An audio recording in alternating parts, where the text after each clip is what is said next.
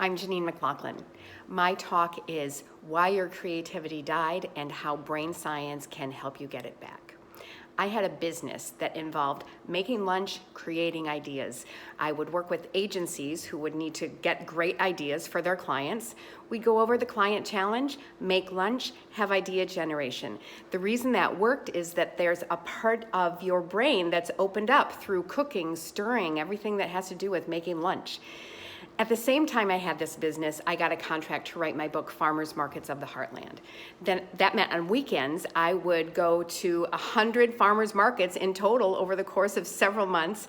I would meet farmers, eat their food, interview them, photograph them, and then I'd go back to my weekend farmhouse where I would do the writing. I also gardened. I made friends with a woodchuck named Jeff, and all this contributed to my feeling of having all the cylinders firing with creativity.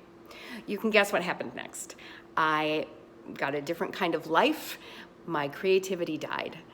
So it was a slow, sad decline, nothing fast, but when I noticed it, I realized that I needed to go back to embracing my inner journalist and find out how I could turn this around.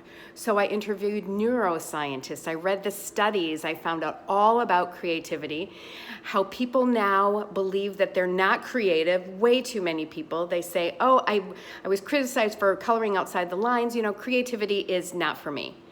I also learned that LinkedIn and Forbes and other business organizations believe that creativity is the #1 skill for jobs of the future. #1 skill. So what I'm going to do in this talk is examine the juxtaposition between people believe they're not creative and yet they're holding themselves back by not being creative.